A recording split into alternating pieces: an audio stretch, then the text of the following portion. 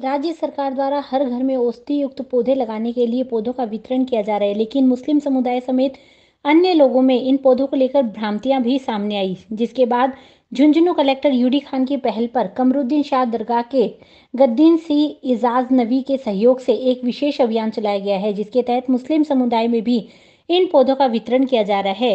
एजाज नबी ने बताया कि पौधों का कोई मजहब नहीं होता। जिस तरह चांद की चांदनी और सूरज की रोशनी कोई भेदभाव नहीं करती, उसी प्रकार तुलसी या कोई भी औषधीय पौधा किसी तरह का भेदभाव नहीं करता। ये सभी के लिए लाभदायक है। उन्होंने बताया कि तुलसी का जिक्र कुरान पाक के सूरह रहमान की 27वीं आयत में अल्लाह की खास नियामतों के तौर पर रेहान नाम से किया गया है, जिसे जन्नत का एक खूबसूरत पौधा बताया गया है। उन्होंने कोरोना काल में इम्यूनिटी बढ़ाने और संक्रमण से बचने के लिए घर घर औषधि योजना के तहत वितरित किए जा रहे तुलसी काल में अश्वगंधा और गिलोय के पौधे को लगाने और इनका संरक्षण करने की अपील की। इस मौके पर डीएफओ आर के हुड्डा ने भी औषधि पौधों के गुणों के बारे में बताया। उन्होंने इस दौरान दरगाह के पास पड़ोस में पौधा वितरण की योजना भी आयुर्वेद विभाग के सहायक निदेशक डॉक्टर जितेंद्र स्वामी पीआरओ हिमांशु सिंह के साथ तैयार की। लोगों को इनके फायदे बताए। पौधारोपण के दौरान नगर परिषद के पूर्व चेयरमैन खालिद हुसैन, अब्दुल इस्माल, खुर्रम पवार भी मौजूद थे। बड़ी खुशी की बात है कि राज्य सरकार और स्थानीय प्रशासन की तरफ से जो अभियान चलाया गया है, खास तौर से 4 औषधीय पौधे दिए जा रहे हैं, तुलसी, अश्वगंधा, कालमेघ और गिलोय, जो बहुत ही लाभदायक और एक अकल्पनीय औषधि का कार्य करते हैं।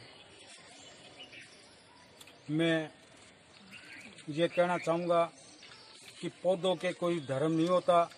जैसे चांद की चांदनी और सूरज की रोशनी सबके लिए समान रूप से लाभदायक है, उसी तरीके से ये औषधीय पौधे भी हर इंसान के लिए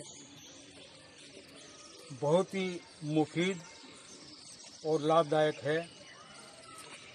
हर घर में मैं ये चाहता हूँ इस किस्म के पौधे लगाने अति आवश्यक है।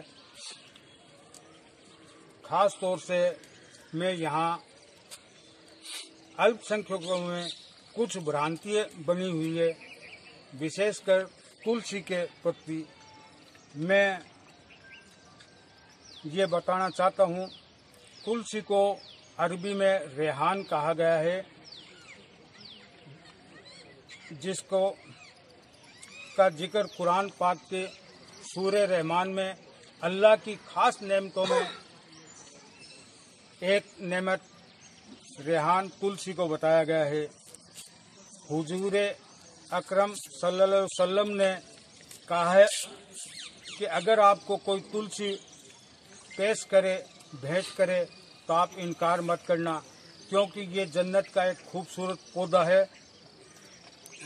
इस्लामी स्कॉलर मौलाना मदनी मैनुद्दीन साहब ने भी ये कहा है कि ये इंसान के लिए बहुत ही मुफीद है और हुजूर की एक सुन्नत अदा होगी। ख़ास तौर से मैं ये बताना चाहूँगा, हुजूर करीम सल्लल्लाहु अलैहि वसल्लम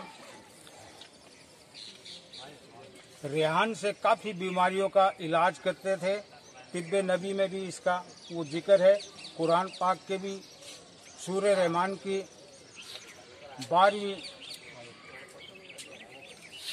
27वीं आयत के 12वें रकू में इसका जिक्र है। जो अल्लाह राज्य सरकार द्वारा जो घर घर औषधि योजना है, उसके तहत आज हम दरगाह में यहाँ एकत्रित होके 2 हम ऑटो टिपर के माध्यम से 160 परिवारों के लिए ये 4 औषधीय पौधे वितरित किए गए हैं।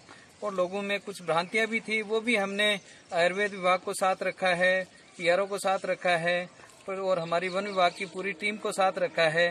घर घर जाकर लोगों को ये जागरूक किया जा रहा है किस तरह से ये चारों पौधे बहुत ही फायदेमंद है, किस तरह से इम्यूनिटी बढ़ाते हैं, किस तरह से रोग प्रतिरोधक क्षमता ये बढ़ाते हैं। तो ये सारी जो फायदेमंद है वो बताया गया है। तो रोगों का इलाज तो होता ही होता है, इसके अलावा पर्यावरण भी शुद्ध होता है। आज जैसे कोरोना काल में ऑक्सीजन की सबसे बड़ी कमी हुई, तो ये 8 पौधे लगाएंगे। 5 साल में कुल 24 पौधे अश्वगंधा, कालमेघ, गिलोय, तुलसी इनके लगाए जाएंगे। तो एक पर्यावरण भी शुद्ध होगा और ऑक्सीजन भी बहुत मात्रा में हर परिवार को मिलेगी।